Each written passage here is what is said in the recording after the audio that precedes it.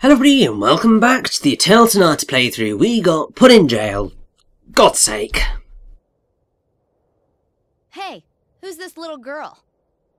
Just who do you think you're calling a little girl, huh, old lady?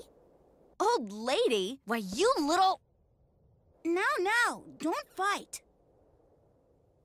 Oh, what's this?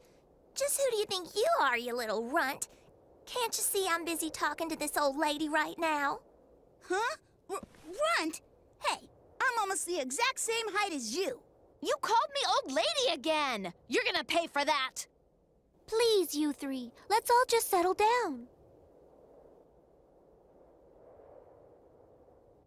Unfortunately, I must admit I'm rather at a loss as to what to do next. No problem, that's an easy one. We'll just have to break out of here. Huh, it's one crazy after another with you people. If it was that easy to get out, they wouldn't call it a dungeon. Hey, your name is Salsa, isn't it? We saw your sister, and she told us to give this to you. Ooh, thanks a bunch. I just never feel quite myself if I don't have this. So then, you people met March? My sister can be so unfriendly and rude sometimes. I hope she didn't say anything that might have upset you. I'm guessing March has all the social skills in the family. No kidding. By the way, how did you people figure out that I was Salsa? We just had a feeling. Wait, I've got it! You're a magician! That's how you knew who I was. And a magician can make himself disappear. So you're going to disappear and then reappear outside the cell walls, right? Disappearing isn't all that magicians can do. They can free themselves from handcuffs and stuff, and poof, just like that they can unlock cell doors too. Of course! I forgot about that part. So you are a magician. Hey, you may be a little runt, but at least you're way smarter than that old lady over there. Hey, thanks, Pete.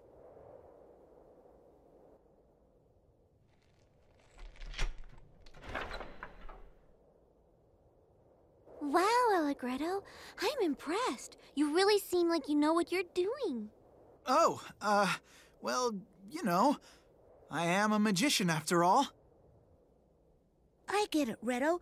You just don't want Polka to know what it is you really do, right? Well, you don't have to worry about me spilling the beans. My lips are still tight as a clam. I think we can all imagine what kinds of things you were up to in Retardando. Don't worry about it. Tight as a clam, is that so? Come to think of it, I don't think I've ever seen a clam that had its shell completely closed. Come on, let's hurry and get out of here already.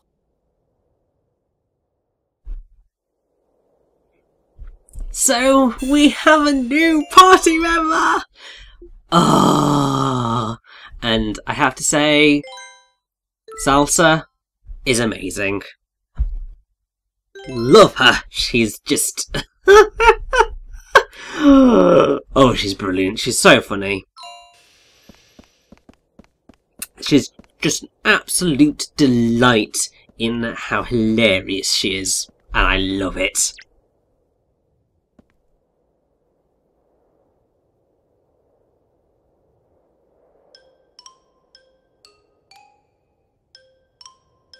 Wait, hold on a minute. What is it, Salsa? We need to keep moving. Hey, just come here a second. Huh? Well, what is it? Now stand right there.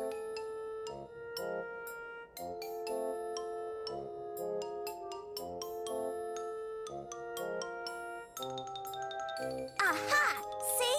I knew it! Just like I said before, I am taller than you. Ha ha! What are you talking about? You're only taller because you have a hat on. That's not fair. Come on, we gotta hurry!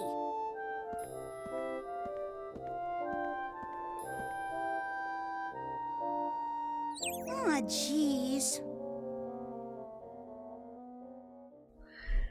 Oh, Beat. Poor kid, getting absolutely buggered over by Salsa and her ridiculously fiery personality. So obviously the name Salsa comes from the type of Cuban dance music that was popularized in 1970s New York City by immigrants from Cuba and Puerto Rico. Ultimately, that does mean that the name is an anachronism, so it's a term that doesn't fit in with the time frame that this game is taking place in, but it does make sense because obviously it's a hugely popular type of music, but also it can be applied to a spicy condiment.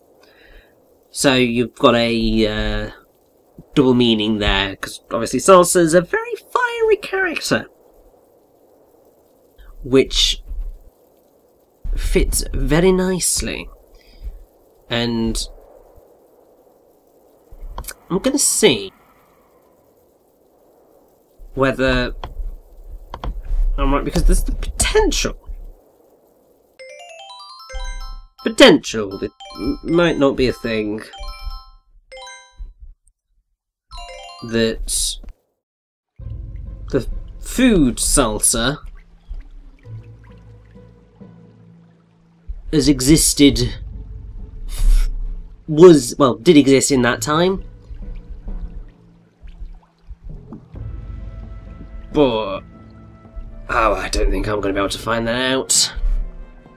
Either way, we're in Andantino's secret passage, so we're hopefully going to escape. We're going to be here for quite a while. Come on, let's fight! Partially because we've got a boss fight coming up, for which we should all really be about level 20. So there's a lot of levelling up to do. It's a bit like Fort Marte in that instance, but it's nowhere near as frustrating, because obviously I can fit this all into one part. Or at least it's only about half an hour in length and not over an hour. Could have split it into two, but it just made more sense to stick it in one and then it's all done. The only confusing thing with the Andantino secret passage is that there's a lot of things that loop back on themselves, which if you want to pick everything up, that's what you're going to have to do, but it can be a little bit frustrating. Now, Salsa is voiced by Amy Gross in this game, and Amy Gross also voices her sister March, but we'll talk about March later when we see her again. She's credited in this game as Amy Rose, which is strange, but I'll take it. Probably most likely to recognise Amy Gross as the voice of Ginger in The Legend of Korra, Princess Stella in the Winx Club series. She's also been the voice of Nina Cortex in Crash Tag Team Racing, Crash of the Titans and Crash Mind Over Mutant, and she has also voiced Norma Beatty in Tales of Legendia.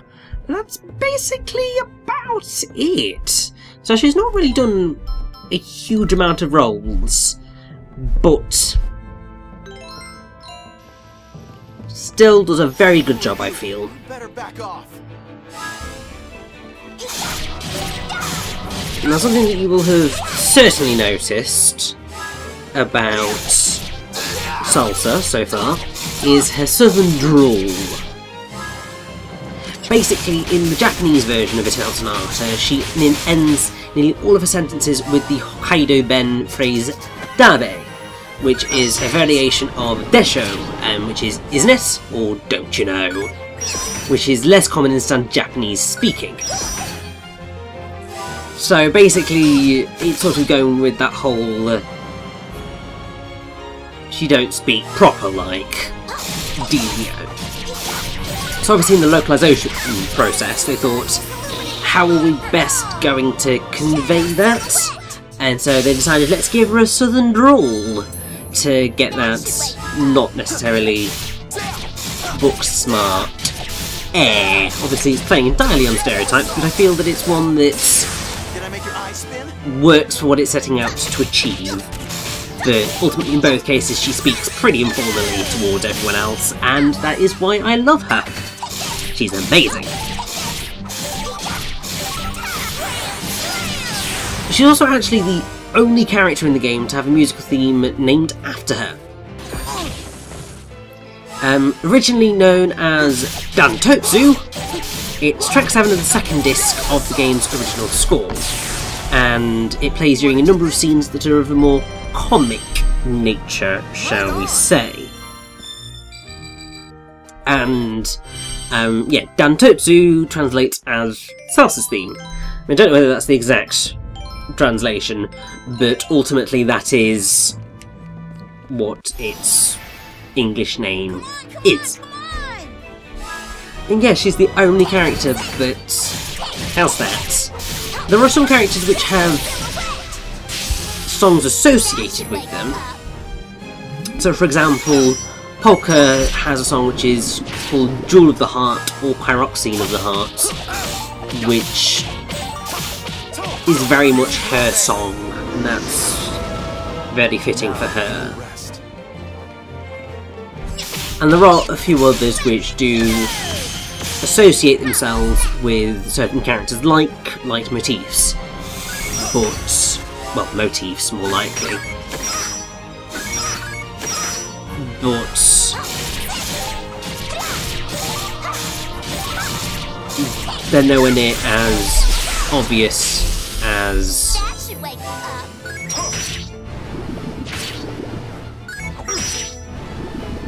that. But I mean, that's totally fine. It just makes her just that little bit more unique, you know? And something else that's quite cute is that whenever Salsa gets KO'd, she shouts out the name of her sister, March. Obviously you can kind of already tell that eventually we will get March as a party member. Whenever March gets KO'd, she'll shout out Salsa's name, which is just a really cute little thing that they're all sisters and they care about each other and it's lovely. But we're not going to get March for quite a while. Although that said, we aren't horrendously far out of meeting and gaining every single party member in the game. Obviously, if you're playing the PlayStation 3 version of the game, there are two other characters that, one, we definitely haven't met yet, and two, we definitely haven't collected yet. But yeah, there were two extra characters available in that game should you want them. There's also, I believe, an extra dungeon or two which you can do, but to be fair, I'm fine with them not being there because I do just like to Sonata anyway, so it's all good in the hood.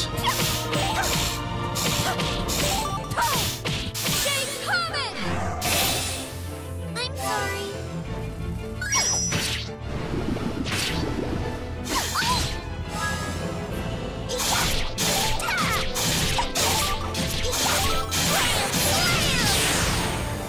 I pounded him just like I said I would. Now I suppose, whilst we're here, I can probably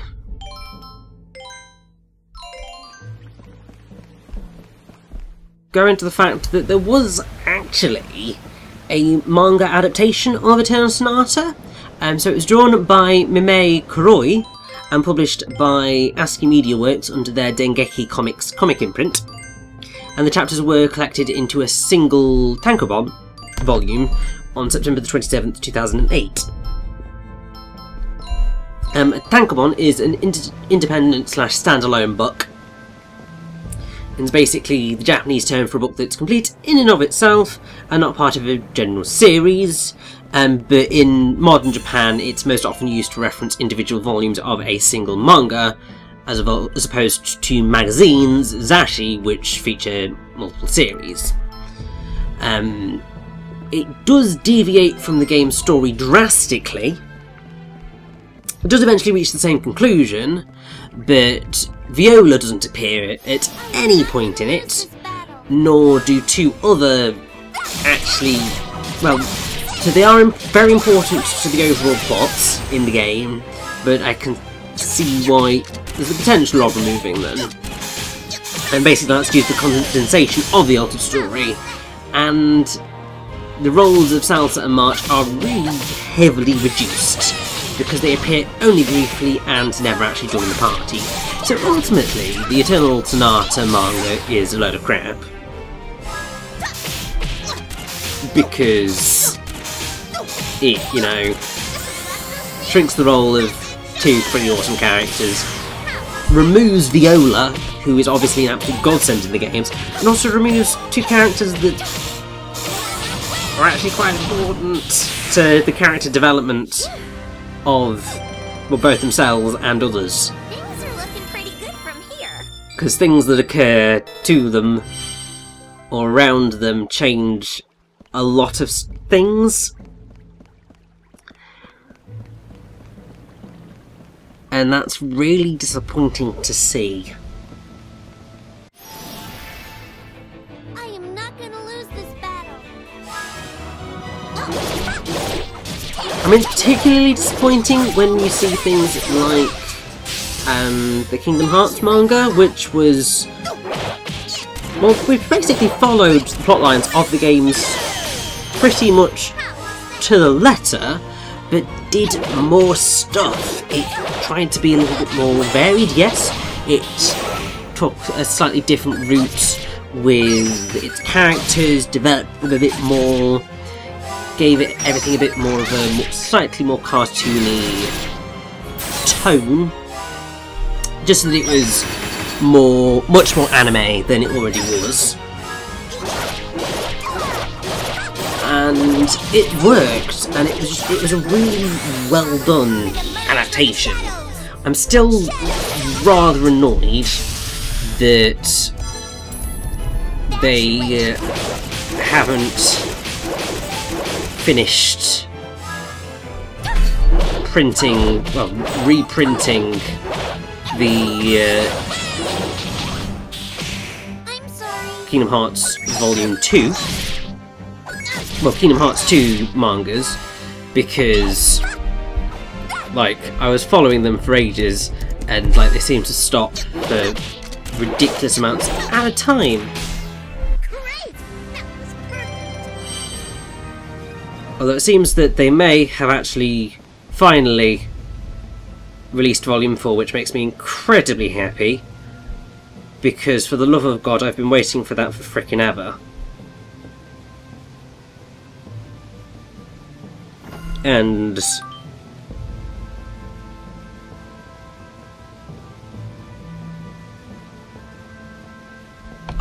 oh my god, they have actually finished the Kingdom Hearts 2 manga in translation.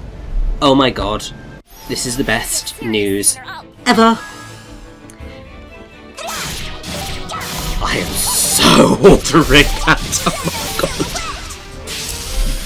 Literally, my day has been made doing this commentary so far, because I've just found out that a thing that I've been wanting for freaking ever has actually happened! Oh, thank God.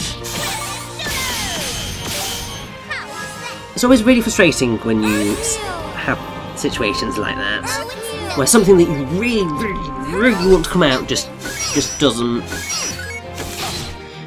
or it gets cancelled before it ever comes out. Scalebound, I'm still very salty. Very, very salty about that. Because obviously it was Hideki Kamiya's baby. And while the footage we were shown wasn't necessarily as probably exciting as it could have been, it's Hideki Kamiya. He literally has not put a foot wrong for me in all of the games that I played of his. So really? I would have enjoyed it, probably. So, yeah, basically, Microsoft ain't getting a lick of money from me for a very, very long time because of that. So, yeah, they can just sod off. I suppose because of that I shouldn't be playing the 360 version of Eternal Sonata, really. I should have gone, nope, I'm getting the PS3 version, despite the fact that I don't have a PS3 or a way to play PS3 games. Largely because I don't have a PS3 version of the game. But, yeah, I shouldn't be giving them any goodness. Should just go, nope, all the Xbox 360 games off the market for my channel because you pissed me off by not letting Scalebound come out, you dicks. But then things like that happen where things that you thought were dead forever finally come into existence, and that is just wonderful.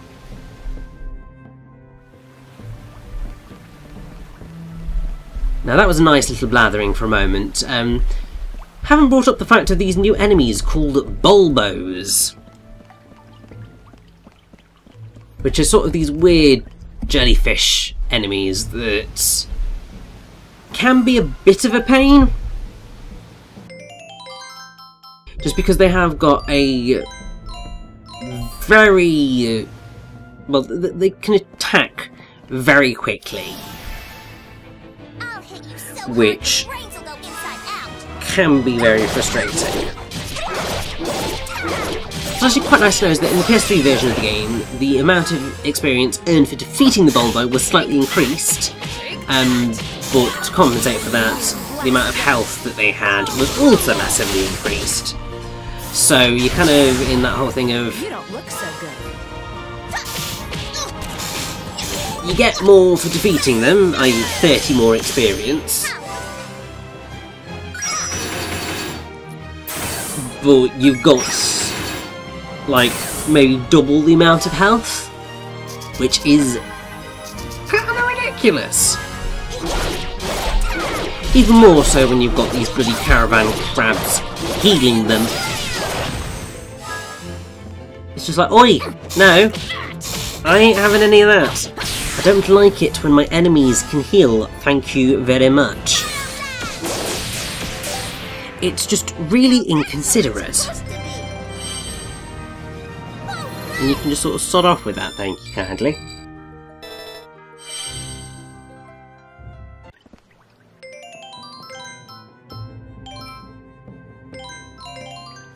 And also, what I do find quite nice about this dungeon in particular is that it does give you the chance to get Salsa up to the level of everybody else.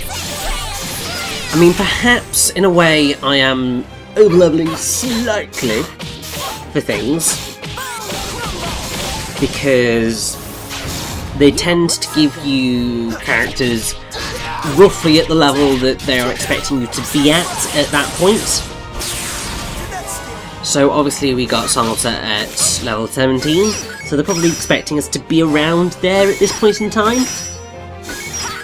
But obviously we are better than that. So she's having to play a bit of catch up, but it's fine because then that means that we get to figure out how to use her and get to grips with her special attacks and all that jazz. And ooh, I've got a new move on Viola, which is an interesting one. So I would argue it's not necessarily as... so, I mean, it can be. I've always tended to stick with Bone Crumble just because I find it just much more enjoyable to use, just because you get to go more hitting things and it's just quite epic. But the thing that Hawkeye can do is that it can increase the damage output that you'll give on an enemy after it's been hit with it. So like it'll place a deathly circle around an enemy, and then in like the next turn any hit on it will increase in damage, which is really good, especially on bosses. But it's just the difficulty of getting that to stick and to occur. So, really I won't be using it all that much in the grand scheme of things, but you'll certainly see it. One of the things that I'm trying to do throughout the playthrough is show off all of the special attacks. Obviously, I mean, I've said that before, but there will become points where I settle into the moves that I prefer. So, I mean, obviously I'm using Bone Crumble a lot, but that's probably gonna stick for quite a while. And with Frederick, I'm definitely probably gonna slot back to Piu Grave if I haven't already. Just because I just find that to be a slightly better move to use than Coup de Jarnac. To turn your sword to me? Just because Coup de Jarnac relies quite a lot on the pullback, causing damage, and oh, we still have Piu Grave. We haven't got Coup de Jarnac yet. Or I've already switched back. Can't remember anymore. You see, this is what happens when you're in the middle of recording a commentary, and in terms of footage, you're like hours ahead, but in terms of commentary, you're still further back. So you can just like, I know I got that. No, I did that. When was that I did that? It's always clear. Which is kind of hilarious, really, but these things just happen. But I definitely prefer Piu Grave to the coup attacks, just because, one, they look cooler anyway, but also, I don't know, just feel like you get more damage in there. And we get Fire Wave for Allegretto, which is very much like his, whatever his dark attack was that we got rid of as soon as we got Shadow Assault. So we will use Fire Wave for a while, but it's certainly not the most exciting thing in the world, let's put it that way. It's useful if you're wanting to hit multiple enemies that, well, one that's closer and one that's a little bit further away, that's quite useful, but it's not really useful for much else, to be fair.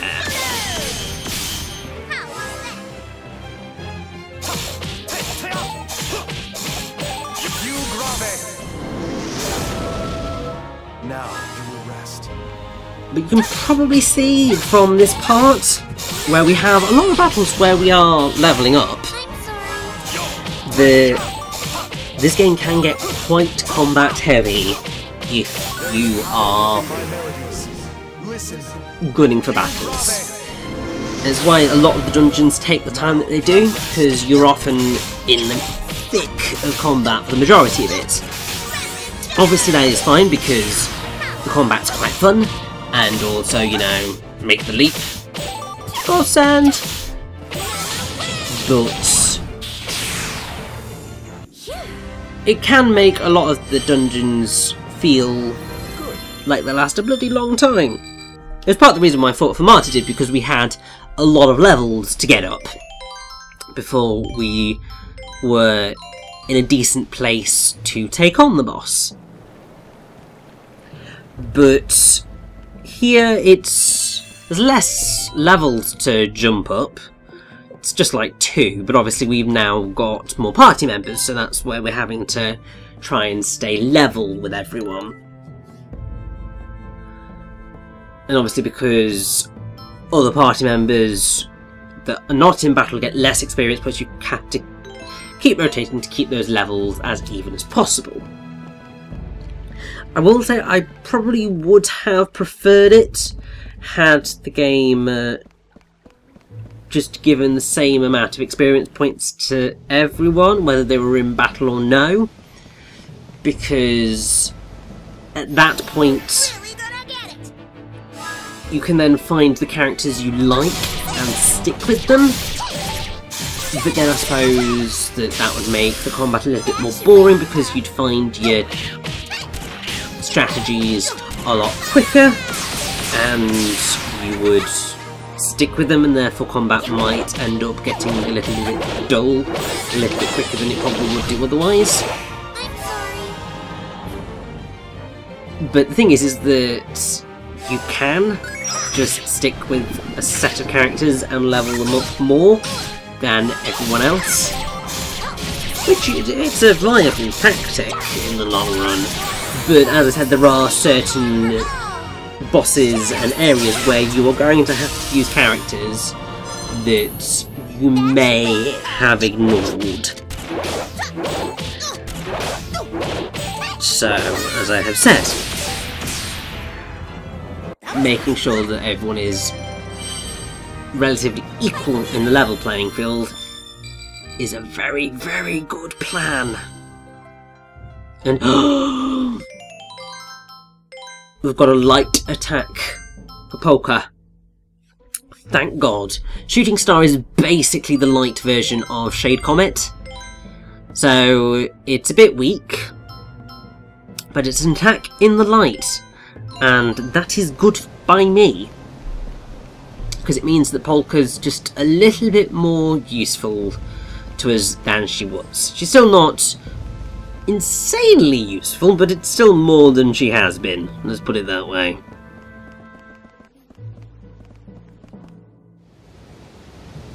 Now, somewhere in here there's a chest that I'm going to miss. I don't know where it is.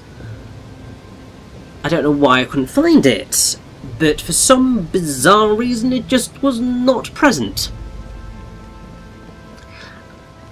I feel like my game might have glitched ever so slightly. Or it might have been that the chest was only there in the PS3 version, or it might be that it's actually only there in Encore mode.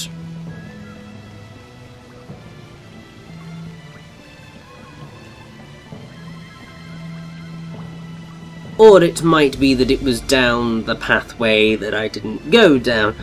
Honestly, I don't know.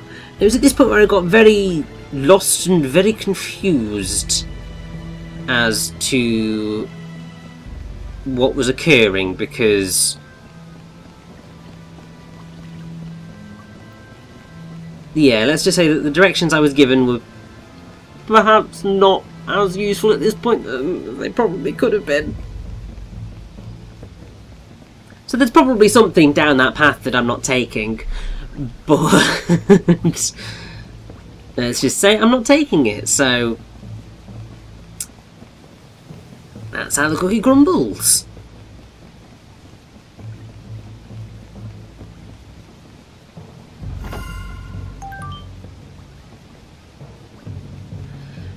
But we are so very, very close to the end of Ondantino's secret passage now. Let's see how good Which makes me very, very, very happy, because I have absolutely no idea what I can say anymore about this place. It does suffer slightly from Fort for Martyr syndrome, because it's not as visually interesting as the Glissando Cliffs or other dungeons, but then it's not nearly as frustrating to traverse as Fort for Martyr, because it is pretty much a straight line. Obviously there's twists and turns that you've got to work your way around, but it's nowhere near as bad.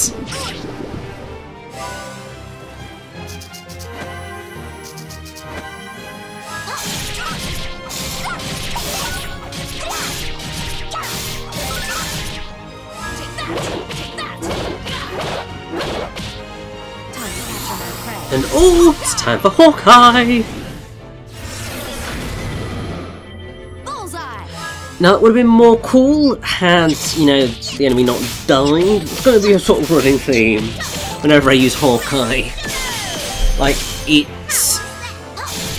either doesn't, like the enemy guards, which is a possibility, and therefore it doesn't stick, or the enemy dies and therefore it doesn't stick. And that just miffs me off. Don't get mad at me.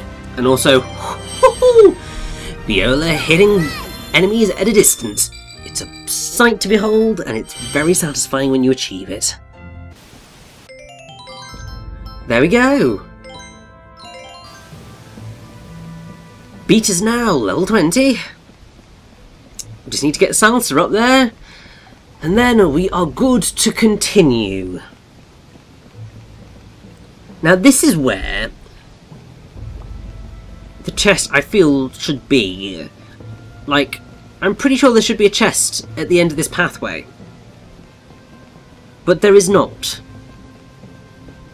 I got so incredibly confused.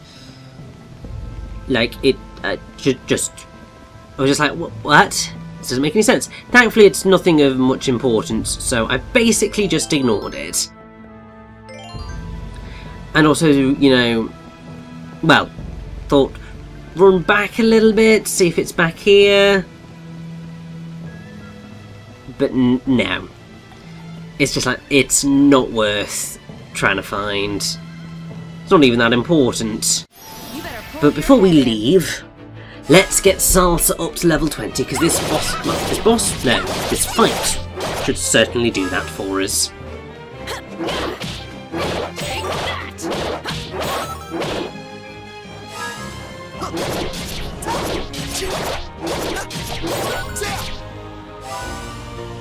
And actually it's going to be really exciting when we get out of here, because obviously secret passage entrances are, or exits, always very exciting to find out where they are, where they come out, because they may be a bit surprising sometimes.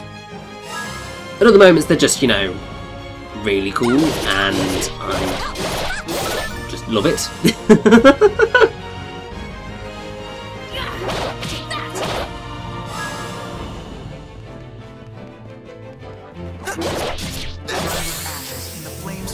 And yeah, that's why I was running about trying to switch everything up there so that I could get a fire wave off with echoes. Honestly, not that impressive. I will be switching back to Sun Slash at some point in the future. Just much more fun to use. Not bad at all. There we go, Salsa's level 20, we are done and dusted. Now let's get the hell out of the secret passageway. We'll have finally escaped the clutches of prison, and we can try and regroup and figure out exactly what the hell has happened. And just breathe once more. That'll be nice, won't it? So let's see where this secret passageway spits us out. Woo!